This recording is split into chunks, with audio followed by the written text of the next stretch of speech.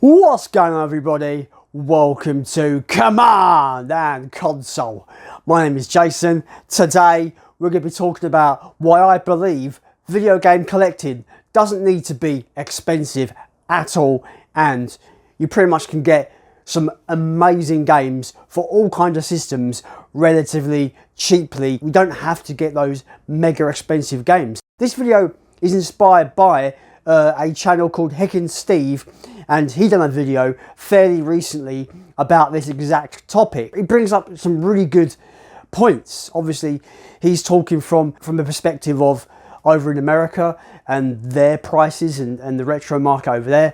I thought I would bring a kind of British perspective on how it is in the UK and how collecting retro or video games in general is over here. So I've got a stack of games here that are some of my favourites ever that do not cost a lot of money at all, and like I said in the thumbnail, don't break the bank when you are starting to collect. I've been collecting retro for about a year, so I'm still fairly new to it as it is, and I was absolutely shocked by some of the prices out there. It's ridiculous. Over here in the UK we have a tech and electronics entertainment shop known as Computer Exchange, or it's abbreviated to CEX for short. And if you've seen any other kind of like British YouTuber talk about that shop, it's usually CEX. Now, CEX has got such a massive foothold in the used video game market that they are usually the measuring stick to what game prices are in the UK. So if a game is like sought after and stuff like that, you know, usually people will mark it up based on what CEX will mark their games up. So Rule of Rose at the moment, for example, for PS2 is about a £575 game in CEX.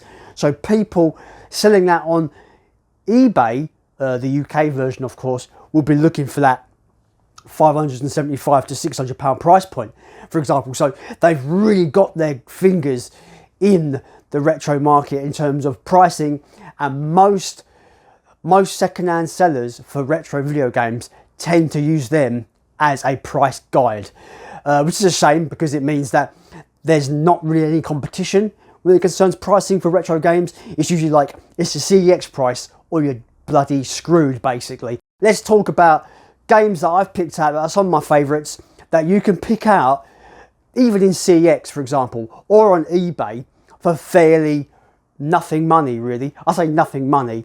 I'm talking about between £1 and £10. These games can be pretty much grabbed for, which is nothing compared to the more sought after games that go for hundreds.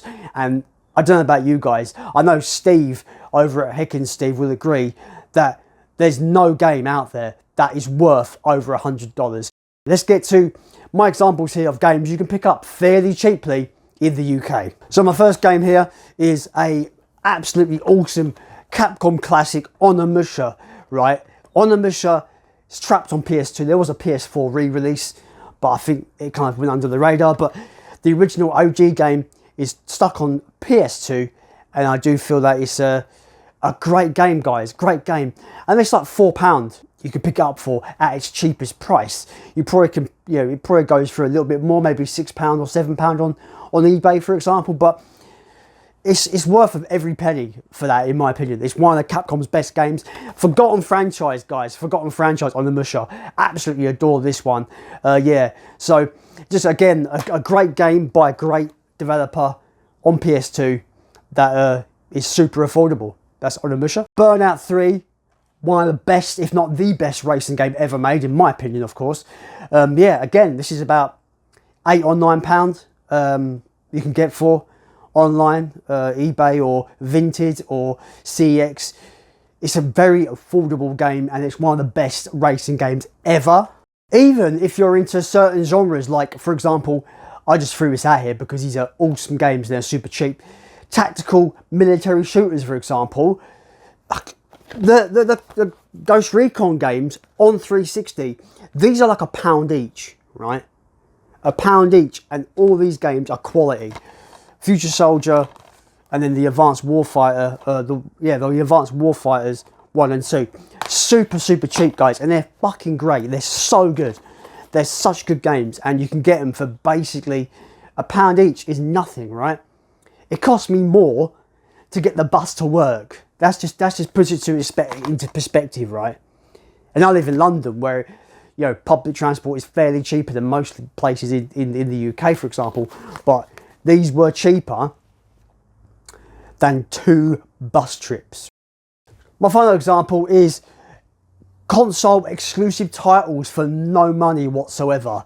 So I've picked out God of War 3 for the PS3. This is like a £5 or £6 game.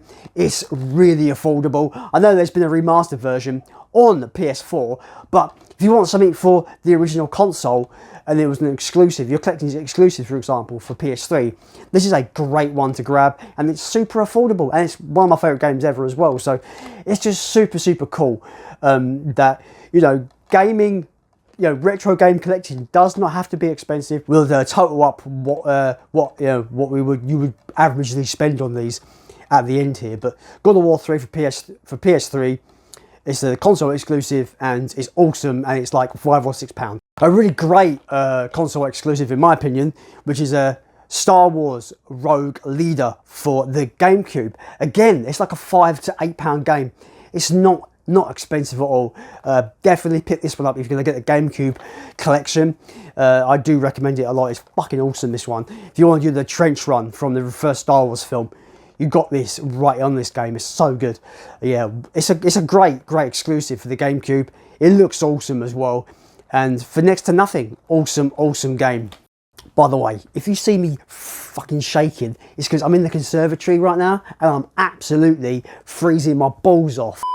Another exclusive for the Wii, Mad World. Platinum Games and Sega put this out. This game's like £3, £3 or £4. It's nothing, and it's awesome. I feel like it really shows off the Wii controls really well, and it's super violent as well. One of the rare adult games on the Wii that I really like. £3 or £4. It's not expensive at all, is it? It's basically as much as a coffee from Starbucks. Not expensive.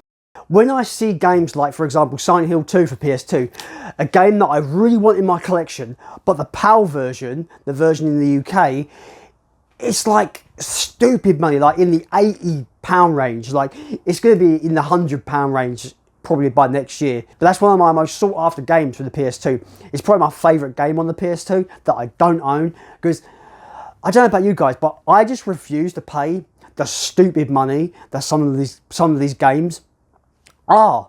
CEX are charging about £85 for Silent Hill 2. Silent Hill 1 for PS1, I want that as well, but that's like a £120 game in CEX. Hell, it's probably even more money on the eBay and stuff like that.